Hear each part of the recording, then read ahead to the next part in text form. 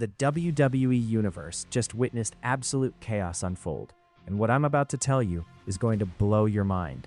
While everyone was focused on Roman Reigns and CM Punk's war of words on Monday Night Raw, the real story that's tearing through social media right now involves blood, betrayal, and a mystery that's been haunting WWE for months. And trust me when I say this, by the time you finish watching this video, you're going to be hitting that like button so hard, because what happened to Jey Uso and who's behind it all is something nobody saw coming. But before we get into the insanity that went down, I need you to do me a favor. If you love this content, if you live and breathe wrestling like we do here at WrestleCore, smash that subscribe button. We're building something special here, a family of real wrestling fans who don't miss a single moment of the action, and I genuinely want you to be part of it. Now let's get into this absolute madness. Picture this, it's the night before Elimination Chamber, and backstage at SmackDown in Louisville, absolute pandemonium erupts. Jey Uso, main event Jey, the man who's been on an absolute tear lately, is found lying motionless on the concrete floor, buried under wooden planks, metal crates, and a ladder. His face is bruised, blood trickling near his eye, and WWE officials are scrambling, calling for medical help like their lives depend on it. The cameras capture every horrifying second as paramedics rush to the scene, and what they find is devastating. Jey isn't moving. He's completely unconscious. And just like that, one of the most anticipated matches at Elimination Chamber is thrown into complete uncertainty. The arena goes silent as they load Jey onto a stretcher. And here's where it gets even more emotional. Jacob Fatu, Jey's cousin and fellow Bloodline member, comes running to the ambulance with tears of rage in his eyes. Remember, Jacob himself was brutally attacked backstage last October in a similar mystery assault that kept him out for 3 months and knocked several of his teeth out. Now he's watching his family suffer the same fate, and the fury in his voice when he screams at SmackDown General Manager Nick Aldis is bone-chilling. "You better find out who did this," he roars before jumping into the ambulance to stay by Jey's side. The whole WWE Universe is watching, hearts breaking, as the ambulance speeds away to the hospital, and everyone is asking the same question: who would do something this vicious to Jey Uso? But here's where this story takes a turn that's going to make your head spin. While Jey is fighting to recover in that hospital bed, while his spot in the Elimination Chamber is given to Logan Paul, there's been a masked figure terrorizing WWE for months. This mystery attacker has been using Seth Rollins' signature curb stomp, leaving destruction in his wake. At the Royal Rumble, he ambushed Braun Breaker. He's targeted Logan Paul, Austin Theory, and now everyone's wondering, was this the same person who put Jey Uso in the hospital? The pieces of this puzzle are coming together in the most shocking way possible. Fast forward to Elimination Chamber itself. Logan Paul is inside the chamber on an absolute rampage, having eliminated Javon Evans, LA Knight, and Trick Williams. The Maverick is looking unstoppable, like he's about to win the whole thing and punch his ticket to WrestleMania. Security spots a masked figure trying to enter the structure, and Adam Pearce himself confronts the intruder. They unmask him, and it's revealed to be Don Furio, an independent wrestler who trained at Seth Rollins' Black and Brave Wrestling Academy. But here's the thing that everyone watching knew in their gut. This wasn't over. This was a decoy, a distraction, and what happens next sends the Chicago crowd into absolute hysteria. While security is busy escorting Don Furio away, another masked figure slips into the Elimination Chamber. Logan Paul doesn't see him coming. The figure rushes in, kicks Paul in the ribs with vicious intent, and then delivers it, the curb stomp, Seth Rollins' finishing move executed with perfect precision. Paul crumbles to the mat, and Cody Rhodes takes advantage, covering him for the elimination. But this time, the masked man doesn't run. This time, he wants everyone to know exactly who he is. He reaches up, grabs the mask, tears it off, and the United Center in Chicago absolutely explodes. It's Seth Rollins. Seth freaking Rollins, the architect, the visionary, the man who founded the vision, only to be kicked out by Braun Breaker and betrayed by Paul Heyman. And now he's back, and he's out for blood. The crowd is singing his theme song as Seth stands in that chamber, soaking in the moment. Paul Heyman is losing his mind at ringside, screaming, panicking because he knows what's coming. And the best part? This is just the beginning of Seth's revenge tour. See, Seth didn't just attack Logan Paul at Elimination Chamber. No. Seth Rollins orchestrated an entire masterclass in psychological warfare, and what he did on the following Monday Night Raw was nothing short of genius. Raw opens with Paul Heyman, Logan Paul, and Austin Theory demanding that Seth Rollins come out and face them. They're calling him a coward, saying he's hiding, that he's scared to show his face. Adam Pearce tries to explain that Seth isn't cleared to compete, that he's not even in the building. But then, chaos. Masked figures start jumping out of the crowd.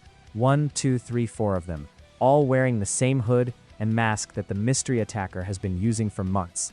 Security is overwhelmed, trying to chase them all down, and in the confusion, Logan Paul and Austin Theory get separated, distracted, pulled away from the ring. And there stands Paul Heyman, all alone, defenseless, realizing too late what's happening. Seth Rollins appears behind him like a phantom, chair in hand, and the crack of steel against flesh echoes through the arena. Heyman tries to crawl away, but Seth picks him up, positions him perfectly, and delivers the blackout, the curb stomp right onto the mat, and Heyman is left broken and bloody in the center of the ring. The Indianapolis crowd is deafening as Seth walks through them like a conquering hero. He's not hiding. He's making a statement. The Vision wanted to cast him out. They wanted to replace him with Braun Breaker and think there would be no consequences. Seth Rollins just proved that he is still the most dangerous man in WWE, and nobody, I mean nobody, is safe from his wrath. But wait, because there's more to this story that connects directly to Jey Uso lying in that hospital bed. Remember how Jacob Fatu screamed at Nick Aldis to find out who attacked his cousin? Remember how everyone was speculating about who could have done something so brutal? Well, on that same episode of Raw, Adam Pearce addresses the elephant in the room. He flat out says that he believes the Vision was probably behind the attack on Jey Uso. And when Paul Heyman tries to deny it, tries to say they had nothing to do with it, Pearce basically calls him a liar to his face. But here's the twist that's got everyone talking. If Seth Rollins is the one orchestrating these masked attacks using students from his wrestling academy, if he's been the puppet master behind all this chaos, then did Seth have something to do with Jey's attack? Or was it really the Vision trying to eliminate competition before Elimination Chamber? The truth is, we don't know for certain yet, but the implications are massive. Seth has been targeting the Vision's members, taking them out one by one. He used his own students as decoys, as weapons, to strike when and where he wanted. The man is playing chess while everyone else is playing checkers. And Jey Uso? Jey was scheduled to compete in that Elimination Chamber match, which would have put him in direct conflict with Logan Paul. Seth needed Logan isolated, vulnerable, and eliminating Jey before he even made it to Chicago. That would have been the perfect setup. But here's what makes this even more complicated. Seth and Jey have history, complicated history, and the idea that Seth would hurt Jey doesn't quite fit, unless this is all part of a bigger plan we haven't seen yet. And speaking of family and complicated relationships, let's talk about what Roman Reigns did when he found out about his cousin's attack.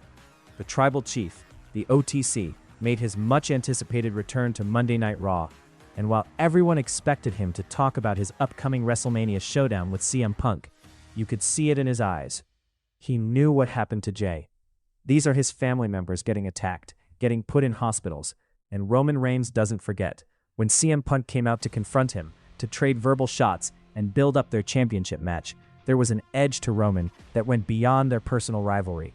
This was a man who's watching his family get torn apart, and whether Roman wants to admit it or not, despite all the betrayals, despite all the times he's turned his back on his cousins, they're still his blood.